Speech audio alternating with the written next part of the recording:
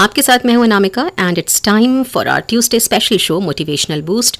और आज जिनसे हम आपकी मुलाकात करवा रहे हैं, मल्टी फैसेटेड पर्सनालिटी जो Biyani group of colleges Jaipur के डायरेक्टर हैं, renowned educationist, chartered accountant, motivational speaker and well-known life coach. We are pleased to have with us Dr. Sanjay Biyani साहब. सर गुड मॉर्निंग, नमस्कार। कैसे हैं सर? बहुत ही अच्छे हैं। देखिए ना, दिवाली का टाइम है जी, और इस समय सिर्फ पॉजिटिव एनर्जी दिख रही है पूरे वातावरण में। लोग डांडिया कर रहे हैं, नृत्य कर रहे हैं, डांस कर रहे हैं, सेलिब्रेशन के मूड में हैं। मुझे लगता है बहुत ही अच्छा समय। और आज तो वैसे भी देखिए ना, शरद पूर्णिमा की रात रही कल और आज शानदार दिन जी। तो मैं सभी जो व्यूअर्स हैं, सभी जो लिसनर्स हैं, उनका स्वागत करता हूं।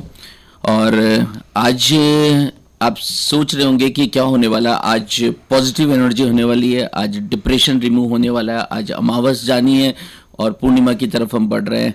और मुझे लगता है कि अगर हम लगातार जुड़े रहे तो आप अपनी लाइफ के अंदर एनर्जी फील करेंगे, पॉजिटिव एनर्जी। बिल्कुल।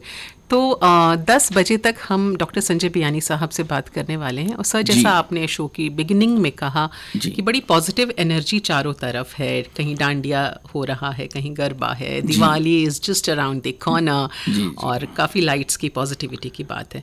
तो हम ह्यूमन एनर्जी, ह्यूमन पोटेंशियल से ही शुरुआत करना चाहेंगे। देखिए, दुनिया में तो कई तरह के लोग हैं, लेकिन उसमें कुछ सक्सेसफुल हो पाते हैं, कुछ नहीं हो पाते, कुछ बहुत खुश रहते हैं, कुछ हमेशा गम में डूबे हुए रहते हैं, गमज़दा रहते हैं। जी। तो ये डिफरेंस क्यों है? और सबसे पहले मैं आपसे यही जानना चाहूँगी कि अगर ह्यूमन एनर्जी, ह्यूमन पोटेंशियल के पर्सपेक्टिव से बात करें तो ऐसा क्यों है कि कोई ज़्यादा खुश, कोई ज़्यादा दुखी? देखिए अनामिका जी, इंसान होना ईश्वर की सबसे बड़ी मेहरबानी है, ईश्वर की बहुत नियामत है कि हम इंसान बने। और मुझे लगता है इस ब्रह्मांड के अंदर सबसे अच्छी कोई एनर्जी है तो वो इंसानी ऊर्जा है। लेकिन इस संसार में आने के बाद में हम इतने मेटेरियलिस्टिक हो जाते हैं, इतनी ज़्यादा हम पदार्थों में खो जाते हैं, एनर्जी में खो जाते हैं, तो हम जीवन का मकसद ही भूल जाते हैं। जब हम आए थे तब हमारा मकसद हमें कुछ और था, और धीरे धीरे जो हमारे पास सराउंडिंग्स आती है उसमें हमारा मकसद ही कुछ दूसरा हो जाता है। सो मुझे लगता है कि पूरे ब्रह्मांड में अगर कोई एक समझने लायक कोई चीज़ है तो वो है एनर्जी। और ये एनर्जी भी दो तरह की है, पॉजिटिव और नेगेटिव। जब किसी से जेलस होती है, जब किसी की क्रिटिसाइज करते हैं, तो आपको पता ही नहीं आप अपना कितना बड़ा नुकसान कर रहे होते हैं, आप नेगेटिव एनर्जी में उतर रहे होते हैं। राइट। जितना भी सृजन हो रहा है, जितना कुछ नयापन आ रहा है इस ब्रह्मांड के अंदर, वो पॉजिटिव एनर्जी से आ रहा है। पॉजिटिव एनर्जी लक्ष्मी है, पॉजिटिव एनर्जी विष्णु है, पॉजिटिव एनर्जी जीसस है, पॉजिटिव एनर्जी अल्लाह है।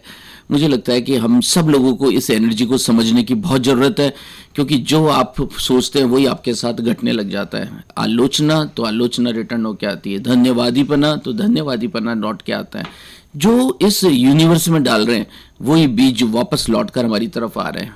इसलिए इस दिवाली के अंदर अगर हम पॉजिटिव एनर्जी को समझ सके और अपने जीवन को बेहतर बना सके तो मुझे लगता है वास्तव में ये जीवन का मकसद होगा। ये दिवाली हमारे लिए वास्तव में यादगार दिवाली बनेगी और वास्तव में हमारा जीवन जो है वो हैप्पीनेस और हैप्पीनेस से भर जाएगा। क्या खूबसूरत आपने बात कही कि जो एनर्जी हम सेंड कर रहे हैं यूनिवर्स को, वही एनर्जी लौट करके हम तक आ रही है। हम नेगेटिविटी भेजेंगे तो ऑब्वियसली नकारात्मकता ही लौट करके आएगी।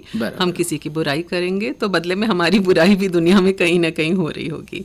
अच्छा डॉक्टर संजय बियानी, यहाँ पे ये जानना ज़रूरी है कि हम अपने ब्रेन को रीवायर कैसे करें।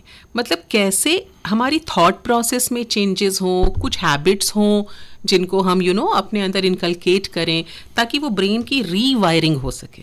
बचपन से हम तो यही सुनते आ रहे हैं, जब गुस्सा आया भड़ास निकाल दो, बहुत ज़्यादा गुस्सा आया लड़ाई कर लो, so we are sending negative energy in the universe.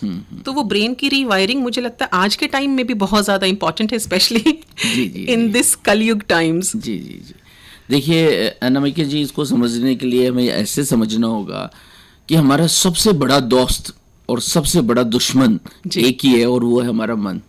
ये हमारे को चारों तरफ ले जाता है, और अगर इसको खुला छोड़ दो तो ये हमेशा नीचे की तरफ गिराएगा जी। और मन पे एक ही चीज का शासन है, और वो है आपकी बुद्धि। ये बुद्धि अगर चाहे तो कुमति में बदल सकती है, और चाहो तो इसे सुमति में बदल सकते हैं। वाह वाह। अच्छा, अब बात ये आती है कि बुद्धि अगर में बदल जाती है तो मन उस पे हो जाता है, और जो आपका नौकर यानी सर्वेंट यानी ड्राइवर जो आपका है वही आपका मालिक बन जाता है। लेकिन यही अगर आपकी मति यानी बुद्धि यानी ब्रेन अगर पॉजिटिव थॉट से और सकारात्मक ऊर्जा से और सही वायरिंग, जिसको आपने अभी कहा है न्यूरो पाथवे जिसे हम अपनी टर्म में कहते हैं, इसको अगर हमने सही वायरिंग कर ली, सही डायरेक्शन दे दी, सही इससे सिग्नल्स निकलने लग गए, तो ये मन का मालिक बन जाता है और मन बोलता है जो हुक्म मेरे सरदार। अगर आप उससे कुछ नकारात्मक मांगते हो तो नकारात्मक दे देता है। हाँ। और उससे आप कुछ शानदार खूबसूरत चीजें मांग लेते हो तो ये वो दे देता है, क्योंकि इसका तो एक ही काम है, जो हुक्म मेरे सरदार। तो मुझे लगता है कि हमारे को अपनी मति यानी बुद्धि यानी ब्रेन यानी न्यूरो पाथवे को सही करने की बहुत बड़ी आवश्यकता है, और उसके लिए बहुत जरूरी है कि सुबह सुबह जो सबसे सात्विक टाइम होता है, सबसे शानदार टाइम होता है, जिस समय सबसे ज्यादा पॉजिटिव एनर्जी इस पूरे यूनिवर्स पूरे ब्रह्मांड में रहती है, उस टाइम हमें करना चाहिए एक ही काम, और इसका नाम है सत्संग। सत्संग सत्संग यानी सही चीजों की संगति, अच्छा सुनना, अच्छा बोलना, अच्छा देखना, क्योंकि इससे आपके न्यूरो पाथवे बन रहे हैं। इसलिए जितनी भी नमाज का बेस्ट टाइम होता है या जितनी पूजा या आरती का सबसे अच्छा टाइम होता है वो प्रातःकालीन सुबह है।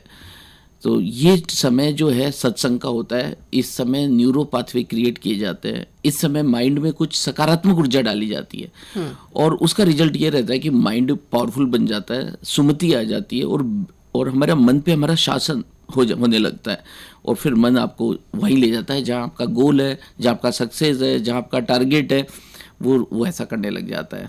सो मुझे लगता है कि बहुत सी ऐसी चीज़ें इस दुनिया में हो रही है। कोई बोलता है सोशल मीडिया बुरा है, मुझे नहीं लगता बुरा है। बुरा तो हम लोग हैं क्योंकि हम उसको इस्तेमाल करना नहीं जानते, और मुझे नहीं लगता कि इंस्टाग्राम या फेसबुक ये सब चीज़ें जो है वो कोई नुकसान करती है, लेकिन हमें इनका उपयोग करना आना चाहिए। तलवार का भी आप उपयोग नहीं करना जानते तो अपना ही नुकसान कर लेते हो। सो मुझे लगता है कि अगर आप सत्संग अगर किसी के व्यक्तिगत नहीं जा सकते तो आपको ये ऑनलाइन भी बहुत अवेलेबल है। इस समय तो देखिए ना, अभी भी आप वृंदावन जाएंगे तो वहाँ पे कितना अच्छा सत्संग हो रहा है। प्रेमानंद जी जो है हमारे को कितना ब्लेस कर रहे हैं। सो मुझे लगता है कि यूथ को अगर वास्तव में अपनी ज़िंदगी को आबाद और खुशनुमा बनाना है तो उन्हें रोजाना कुछ अच्छा अपने कान से, अपनी आँख से, अपने स्किन से, अपने ब्रेन में सही न्यूरो पाथवे क्रिएट करने पड़ेंगे। मन नहीं कहेगा, मन कहेगा ऐसा मत करो, लेकिन मन का मालिक बनना ही तो जीवन का मकसद है। मन को अमन करना ही तो जीवन का मकसद है। तो मन के राजा बनिए, वो बनेंगे तब जब हम करेंगे सत्संग। क्या खूबसूरत बात है कि आपके रोम रोम से पॉजिटिव एनर्जी जो है वो निकलनी चाहिए, और उसके लिए डॉक्टर संजय बियानी ने हमें बताया कि आप सत्संग में ध्यान लगाएं। हालांकि कई बार ऐसा लगता है कि ये तो बुढ़ापे में करने वाली चीज़ें हैं। जो यंग बच्चे होते हैं या फिर अडल्ट्स होते हैं या छोटे बच्चे भी होते हैं, वो इन बातों को थोड़ा नहीं समझ पाते, क्योंकि there are so many distractions available.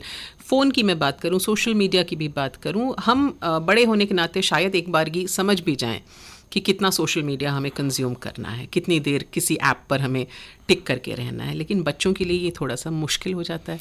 मन का घोड़ा जो है वो बेलगाम भागता मुश्किल है पर नामुमकिन नहीं। जी बिल्कुल। क्योंकि हर यूथ को कोई डिसीजन अपनी बुद्धि से लेने चाहिए, लॉजिक से लेने चाहिए, समझ से लेने चाहिए। पर बताइए ना, अगर यूथ कहता है मैं बहुत बुद्धिमान हूँ, बहुत लॉजिकल हूँ, तो मैं लॉजिक से ही तो बात कह रहा हूँ कि भाई जो आप अपने ब्रेन में डालेंगे, ब्रेन वैसे ही फंक्शन करेगा, वैसे ही न्यूरोपाथ बनाएगा। अगर आप चाहते मैं IAS बनूं, आप चाहते मैं चार्टर्ड अकाउंटेंट बनूं, आप चाहते मैं कंपनी सेक्रेटरी बनूं, आप चाहते मैं मैनेजर बनूं, आप चाहते मैं एंटरप्रेन्योर बनूं, तो फिर आपको अपने ब्रेन का इस्तेमाल करना पड़ेगा। इससे बेहतरीन चीज़ कोई दुनिया में है ही नहीं। और ये ब्रेन से निकलने वाले oxytocin, serotonin, dopamine, melatonin, endorphin, ऐसे ऐसे शानदार हार्मोन हैं जो सिर्फ क्रिएट होते हैं तो आपकी अच्छे थॉट से। और words creates vibration, and vibration give birth to the energy, and energy give birth to the matters. जिंदगी में health, relation, money, career, job, ये सब जो आप चाहते हो वो प्रॉस्पेरिटी, वो ये जो सब आप चाहते हो, ये आपको सिर्फ एक ही चीज़ से मिल सकते हैं, और वो है पॉजिटिव एनर्जी, वो है आपके ब्रेन का सही इस्तेमाल करना। आप चाहो तो उस ब्रेन को से अपने आप को बर्बाद करो, आप चाहो तो आबाद करो, क्योंकि ईश्वर ने, अल्लाह ने आपको मेहरबानी दे दी है कि आप जो चाहो उसका इस्तेमाल करो। आप चाहो तो नीचे गिरो, ये फ्रीडम, ये अपॉर्चुनिटी सिर्फ इंसान को दी गई है, किसी जानवर को, किसी पक्षी को, किसी पेड़ को नहीं दी गई है। राइट। तो इस लिबर्टी, इस फ्रीडम का सही इस्तेमाल होना चाहिए। पहले तो लक्ष्य ही निर्धारित होना चाहिए। यूथ का तो लक्ष्य तक निर्धारित नहीं है। मुझे नहीं लगता है इस दुनिया में कोई भी बड़ा काम बिना लक्ष्य निर्धारित किए हुए हो पाया है। चाहे युद्ध भी हुए तो पहले टारगेट बनाए गए। अगर यूथ टारगेट लेस है तो बहुत बड़ा अपना घाटा है, बहुत बड़ा नुकसान कर रहा है। तो लक्ष्य बनाए, लक्ष्य को पाने के साधन बनाए, और उसके बाद में फिर एक्शन, एक्शन और एक्शन। तो मुझे लगता है जो बिगिनिंग में आपने बात कही कि सबसे पहले हमें अपनी ह्यूमन एनर्जी जो है, जो हमारा पोटेंशियल है, उसको टैप करना है और उस पोटेंशियल को पूरी तरह से यूज़ करना है, ब्रेन को रिवायर करना है और अपने लिए एक गोल भी निर्धारित करना है। जी। लेकिन मैं अगेन उसी पॉइंट पर आऊंगी कि हम उस गोल पर फोकस कैसे करें। जब तक कोई मकसद नहीं होगा किसी इंसान का, तब तक वो सोएगा ही सोएगा। आपको नींद अधिक आती है, इसका मतलब कि जीवन में कोई बड़ा लक्ष्य नहीं है। अगर आप चाहते हैं कि सपने में भी आपको लक्ष्य दिखे, तो आपको अपने टारगेट को फिक्स कर लेना चाहिए। बहुत बड़ा टारगेट, जिसके लिए आपकी एनर्जी लगे, जिसके लिए शिद्दत लगे, जिसके लिए आपके माँ और बाबूजी की चाहत लगे, ऐसे बड़े बड़े टारगेट को सेट कर लिया जाना चाहिए। वो जगाते हैं, वो रात को भी जगाते हैं, दिन को भी जगाते हैं। फिर बताना नहीं पड़ता बेटा 4 बजे उठो, 5 बजे उठो, बेटा तो अपने आप ही उठने लग जाता है, क्योंकि उसने जीवन में लक्ष्य बना लिया है। मुझे नहीं लगता अभी यूथ इस बेसिक सी बात को समझ पाया है। मुझे लगता है आज ही अगर इस शो को देखने वाले युवा जो इसे सुन रहे हैं, वो आज ही एक दिवाली के समय अगर वास्तव में इस दिवाली को आबाद और खुशनुमा और तरक्की नुमा बनाना चाहते हैं, तो वो एक पेपर उठाए और अपने जीवन के बेहतरीन जो लक्ष्य हैं, जो बड़े से बड़े लक्ष्य हैं, उसको निर्धारित कर ले। क्योंकि कोई भी ऐसा लक्ष्य नहीं है जो इंसान हासिल ना कर सके, लेकिन शिद्दत चाहिए, जज्बा चाहिए, चाहत चाहिए, प्यार चाहिए, अपनी माँ, अपने बाबूजी और अपने समाज को कुछ देने का जिगर, जज्बा चाहिए। तो अगर ऐसा कर पाते हैं तो मुझे लगता है कि उन्हें बहुत मज़ा आएगा। क्योंकि मज़ा तो सबको आता है। सड़क पे बैठा हुआ कोई मवाली है, उसको भी मज़ा आता है, और मस्जिद और मंदिर में बैठा हुआ कोई ईश्वर की आराधना कर रहा है, उसे भी मज़ा आता है। मज़ा भी एक जोरदार चीज़ है, लेने की है। आप किस में मज़ा लेते हो? मुझे लगता है कि मज़े को भी सही जगह लगाना चाहिए, लिया जाना चाहिए। और अगर ऐसा करते हैं तो मुझे लगता है कि बहुत आसानी से हर यूथ अपने लक्ष्य की तरफ बढ़ सकता है। इसलिए मैंने ड्रीम को रियलिटी में बदलने का एक फॉर्मूला इनोवेट किया है। जी। उसकी 4 स्टेप्स है। स्टेप नंबर 1 है ड्रीम, ड्रीम एंड ड्रीम। वो ड्रीम तभी होंगे जब आप अपने लक्ष्य को निर्धारित कर लेंगे। जैसे ही लक्ष्य निर्धारित होते हैं, सपने जागने लग जाते हैं। दिन में भी आदमी जगता है और रात को भी उसको उठाना नहीं पड़ता। और ड्रीम बड़े लिए जाने चाहिए। स्टेप नंबर 2 होता है उन ड्रीम पर बिलीव एंड बिलीव, विश्वास कर लो ये होगा। क्यों विश्वास कर ले? क्योंकि आप इंसान हो। क्यों विश्वास कर ले? क्योंकि आप इस यूनिवर्स के अंदर सबसे शानदार क्रिएचर है। क्यों कर लो? क्योंकि आपके पास अपना ब्रेन है, क्योंकि आपके पास आपके माँ और बाबूजी हैं, आपको साथ देने के लिए आपके घर वाले हैं। इसलिए आपको अपने ब्रेन, जो सबसे दुनिया में पावरफुल चीज़ है, उस पर यकीन कर लेना चाहिए, विश्वास कर लेना चाहिए कि यस होगा होगा होगा।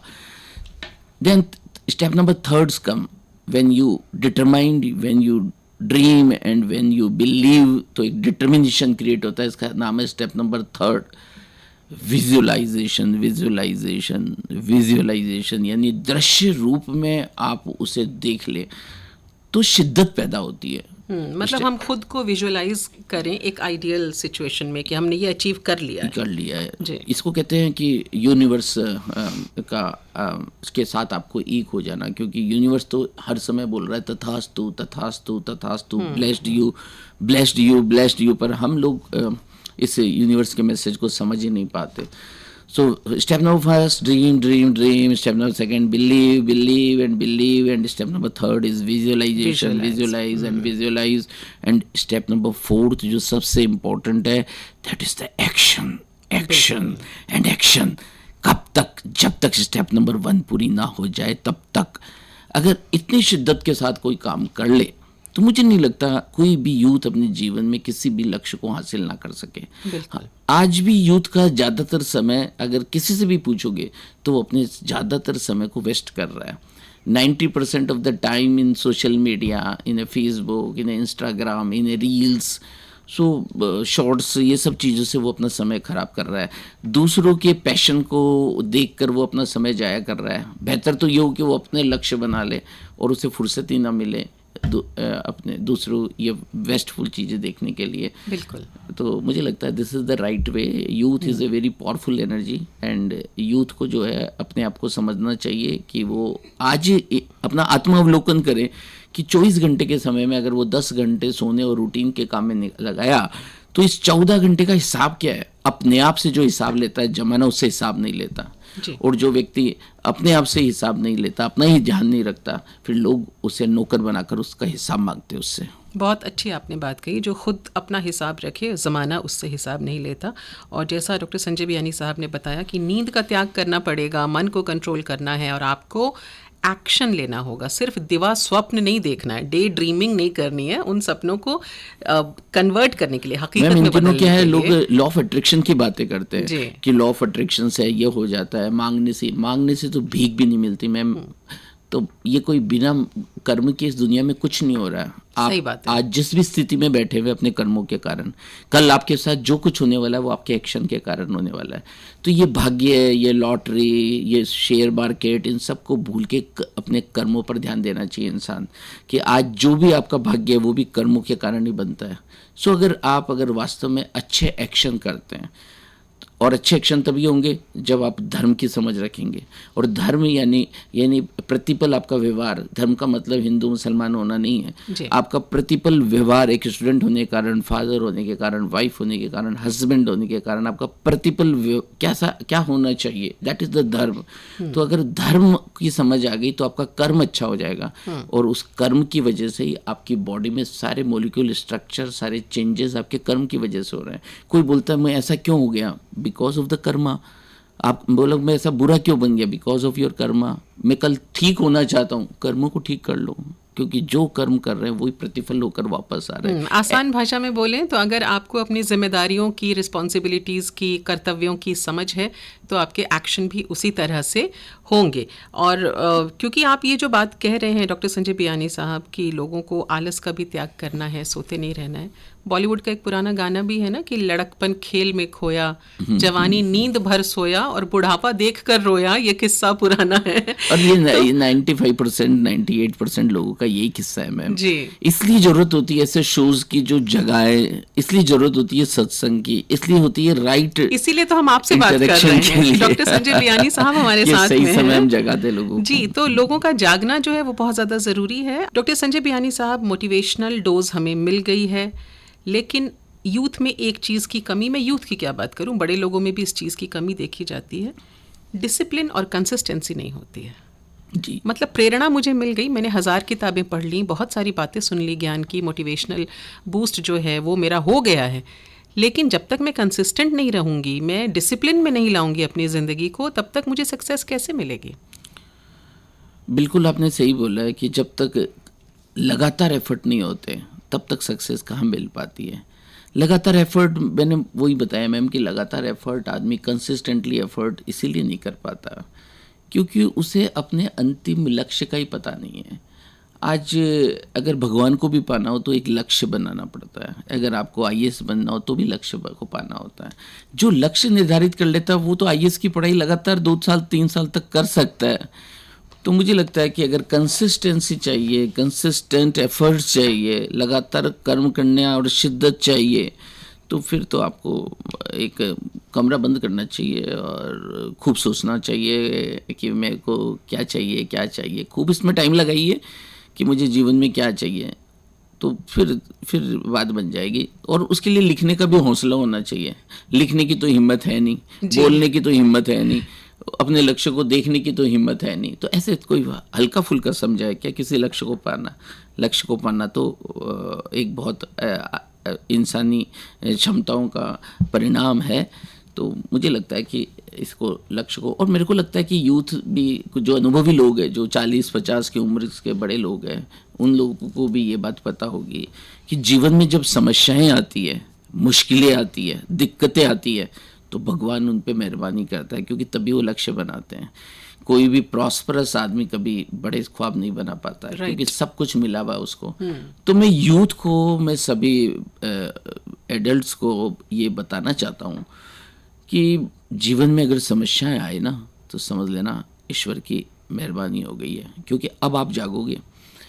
आप हजारों सालों से सोए पड़े हो, और ईश्वर ने ये समस्याएं देकर आपको जगाने की और आपकी कॉन्शियसनेस और अवेयरनेस को बड़े बनाने की मेहरबानी कर दी है अब आपके लिए। अब आप छटपटाओगे और अपने जीवन के लक्ष्यों को ढूंढोगे, और मुझे लगता है कि ये एक बहुत बड़ी अपॉर्चुनिटी है। तो घबराना मत, जिंदगी में समस्याएं आए तो मुस्कुराना और ईश्वर के पास इबादत करना कि वाह अल्लाह, वाह ईश्वर, अब मज़ा आएगा, अब चलेगा ब्रेन, अब आएगी शिद्दत।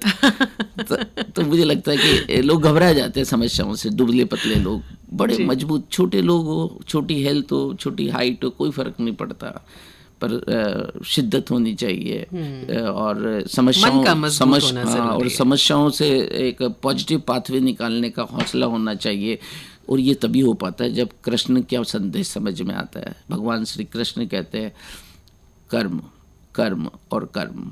कर्म योग अध्याय संख्या 3 में कहते हैं कि आपको कर्म करना, फल की तरफ नजर नहीं, क्योंकि फल तो बहुत से कारणों से हैं। आप हजारों साल से चलते हैं, आपको क्या पता आप क्या कितनी गलतियां और कितने बुरे काम करके आए, यू डोंट नो। इवन आपको तो अपने 3 साल से पहले, 3 साल के हुए थे तब तक की भी जिंदगी का पता नहीं था। और हमारी इंडियन फिलोसॉफी कहती है कि इंसान का रीबर्थ होता है और वो हजारों साल से चलता हुआ रहता है। तो जिंदगी ऐसे ही ख़त्म नहीं होती। कुछ लोग बोलते हैं कि हम जिंदगी से रुखसत हो जाएंगे, ऐसे रुखसत नहीं हुआ जाता। ऊर्जा है आप, किसने कहा आप शरीर है? अगर शरीर होते तो मरने के बाद उसे रखा जाता ना, जला दिया जाता है। तो मुझे लगता है कि हम लोग जो है शरीर नहीं, हम लोग ऊर्जा है और हम कभी मरते ही नहीं हैं। इसलिए जब ये बात समझ में आ जाती है तो ज़िंदगी से डर रुखसत हो जाता है, दफ़ा हो जाता है, डर से दूर हो जाता है।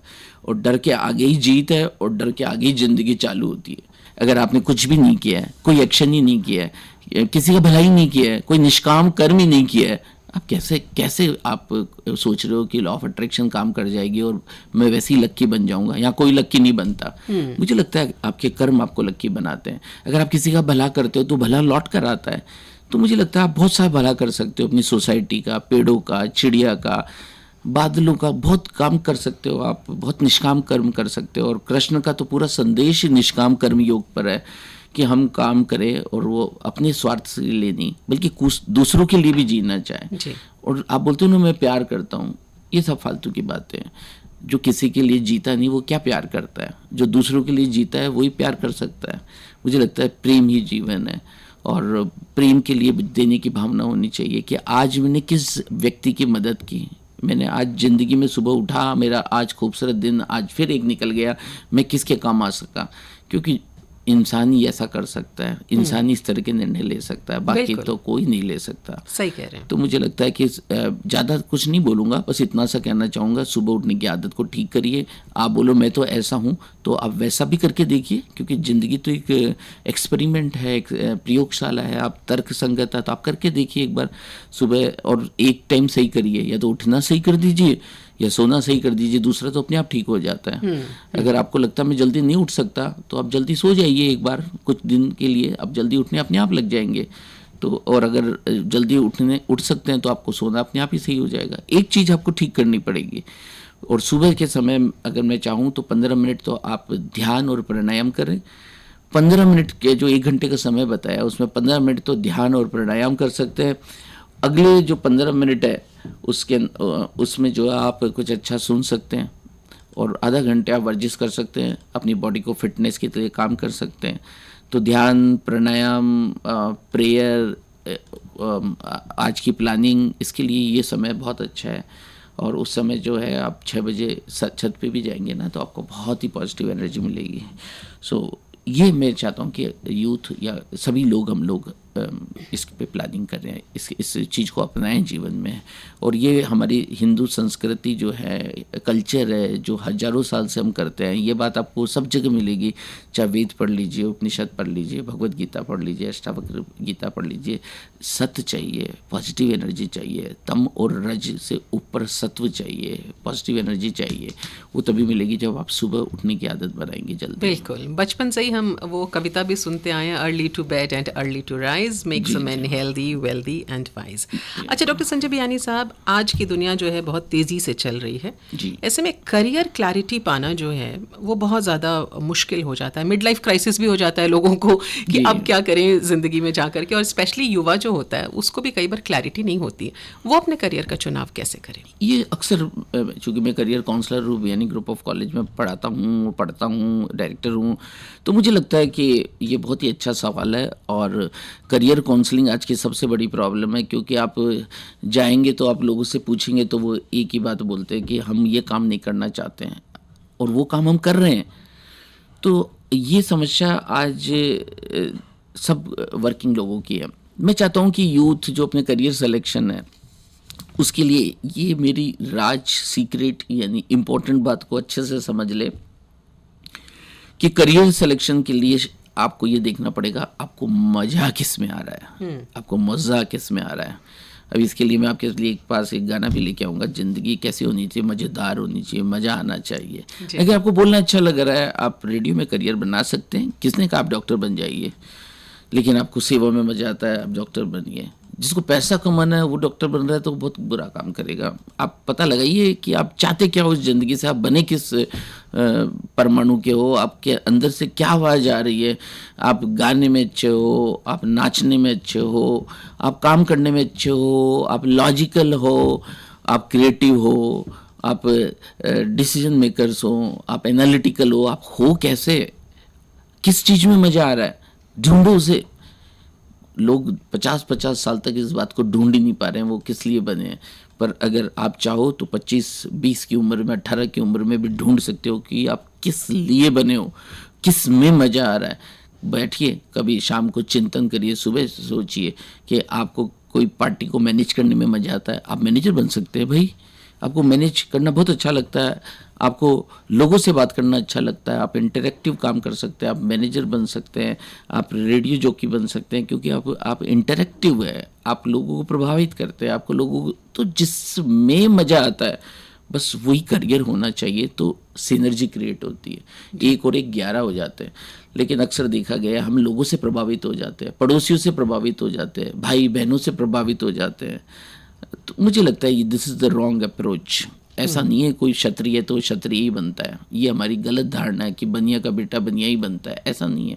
भगवान ने ये खूबसूरती रखी है कि आप पता लगाओ कि आप किस के लिए बने हुए हो। और हमारे यहाँ ये जातिवाद तो था भी नहीं, हमारे यहाँ वर्ण प्रथा थी कि जो चाहे वो आदमी बन सकता है जिसमें उसको मज़ा आ रहा है। क्योंकि एक क्षत्रिय और एक शूद्र और एक बनिया, ये सभी लोग अपने कर्म से ईश्वर को प्राप्त कर सकते हैं। उसके लिए किसी एक पर्टिकुलर जाति का होना कोई आवश्यक नहीं है। सो हमें अगर वास्तव में अपने करियर का सिलेक्शन ठीक से करना है तो अपने पैशन को, अपने इंटरेस्ट को, अपनी हॉबीज़ को, अपने मस्ती को, अपने मज़े को खुद एनालिसिस करो, क्योंकि आपका निर्णय होगा। आपका निर्णय अपने बारे में सबसे बेहतर निर्णय होगा। आप इसके लिए अगर फिर भी लगे तो आप कभी आ सकते हैं एज ए करियर काउंसलर, मेरी मदद ले सकते हैं, किसी दूसरे की मदद ले सकते हैं जो आपकी इसमें थोड़ी हेल्प कर दे। क्योंकि आजकल बहुत सारे साइकोलॉजिकल टेस्ट अवेलेबल है। थोड़ी सी बात से कोई मैच्योर और समझदार आदमी बता देगा कि आप किसके लिए बने और आप कौन से प्रोफेशन में जा सकते हैं। तो ये बहुत आवश्यक काम है, क्योंकि पूरी ज़िंदगी में मुझे लगता है 2 फैसले सबसे महत्वपूर्ण होते हैं, एक तो करियर का चुनाव और एक लाइफ पार्टनर का चुनाव। राइट। अगर ये ठीक से कर लिए जाए तो ज़िंदगी वाह भाई वाह। अच्छा, तो डॉक्टर बियानी साहब, आप खुद भी इतनी सारी चीज़ें एक साथ कर रहे हैं। मैं आपसे ये जानना चाहूँगी, क्योंकि आपकी इनक्रेडिबल जर्नी के लिए कई प्रेस्टिजियस अवार्ड्स भी आपको मिली हैं, आप खुद को कैसे मोटिवेटेड रखते हैं? जी देखिए, बहुत ही सीक्रेट है, बहुत अच्छी बात है अगर आप इसे समझ जाएं। वही बात जो मैंने शुरू में कही थी कि इस ब्रेन में जो डालते हैं वैसे ही निकलता है। हम अगर सुबह अच्छा सुनते हैं तो अपने आप ही लक्ष्य निर्धारित हो जाते हैं। अभी जितने भी लिसनर्स हैं इनमें से आप पूछोगे तो 1000 में से कोई 5 होगा जो ऐसे काम कर रहा होगा। वो 5 ही सक्सेसफुल लोग हैं क्योंकि आप अपने ब्रेन में कुछ अच्छा डाल रहे हैं। अच्छा डाल रहे तो अच्छे निर्णय देगा। तो मुझे लगता है कि आज जयपुर में 14 कॉलेजेस है और बहुत सारे मेरे खुद का भी रेडियो है और खुद का भी इंस्टाग्राम अकाउंट है और मैं मोटिवेशनल स्पीकर, चार्टर्ड अकाउंटेंट, मैंने MBA भी किया, साइकोलॉजी भी पढ़ी, फिलोसॉफी भी पढ़ी, योगा, नेचुरोपैथी, इन सब में मैंने जैसे जैसे कॉलेजेस में कोर्स आते गए मैं भी पढ़ता रहा। तो ये इसीलिए हो पाया मैम क्योंकि एक जीवन में लक्ष्य है, जीवन में सत्संग है, अच्छा सुनने की आदत है, कीननेस है। अगर मैं सुबह आज भी 3:30 बजे उठता हूँ, जब तक मैं 2 घंटे कुछ नया नहीं पढ़ लेता, नया नहीं जान लेता, तो मुझे लगता है मैं आज नया ही नहीं हूँ। अरे वाह। सो ये चीज़ जो है मुझे लगता है कि बहुत ज़रूरी है कि हर आदमी कुछ अपने ब्रेन में कुछ अच्छा डाले और सत्संग करे, अच्छी बातें सुने सुबह सुबह, तो वो लक्ष्य वगैरह सब बहुत आसानी से निर्धारित हो जाते हैं। और एक आदमी के बहुत सारे रोल हो सकते हैं, हर रोल में फिट होता है। भगवान कृष्ण आज की यूथ के रोल मॉडल हो सकते हैं, परम ऐश्वर्य में भी है और उस ऐश्वर्य से निर्लिप्त भी है, उसमें रचते और उसमें इन्वॉल्व भी नहीं होते। मुझे लगता है और किसी से इतनी प्रेरणा नहीं मिल सकती क्योंकि यूथ आज प्रॉस्पेरिटी चाहता है, शानदार ज़िंदगी चाहता है। कृष्ण की भी ऐसी ज़िंदगी है। उनको लोग गालियां देते, शिशुपाल उनको 99 बार भरी सभा में गालियां देता, वो उन गालियों को भी मुस्करा कर सुनते हैं। कुरुक्षेत्र में युद्ध हो रहा है और सब सैड हो रहे हैं और सब लोग घबरा रहे हैं, पर वो फिर भी मुस्करा रहे हैं।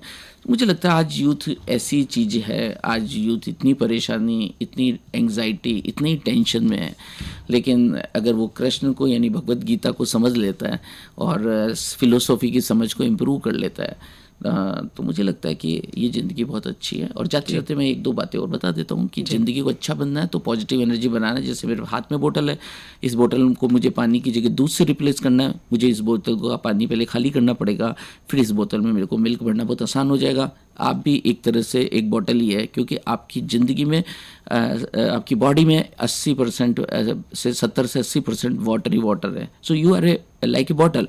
सो आप पहले इसको खाली करिए। I am sorry, I am sorry, I am extremely sorry, ये बोलने की आदत बनाइए भाई। अहंकार नीचे गिरता है, अहंकारी समस्याओं का असली कारण है। और जब ये बॉटल खाली होने लगे तो इसमें दूध भी भरते रहिए। वो ऐसे भरा जाता है जब आप अपने दिल से, हृदय से, मन से एक शब्द बोलते हैं, thank you, thank you and thank you, you are a blessed. आज शानदार सुबह हुई है, माँ बाबू जी का साथ है, दोस्तों का साथ है, टीचर्स का साथ है, किताबों का साथ है, मेरा घर है, मेरा पेड़ है। क्या मेहरबानी आपके पास हुई है। पर अनफॉर्चुनेटली हम थैंकलेस हो गए, हम किसी को कुछ बोलते नहीं है। गरीबी है हमारे दिल के अंदर, तो अमीरियत कैसे आएगी। इसलिए अगर अमीरियत चाहिए तो थैंक यू बोलने की आदत बनाइए और सॉरी बोल के अपनी नेगेटिव एनर्जी को भगाइए। Wish you all good luck, wish you happy Diwali in advance. Thank you for listening me, Dr. Sanjay Biani, Director Biani Group of Colleges. Thank you. Thank you so much, Dr. Sanjay Biani sahab, for joining us. It was wonderful having you here in the studios. और आपसे बात करके भी हमें बहुत अच्छा लगा, हमारे श्रोताओं को भी बहुत अच्छा लगा होगा, आई एम श्योर। और चलते चलते आप ही की पसंद का एक गाना जो है वो हम यहाँ पर प्ले कर देते हैं।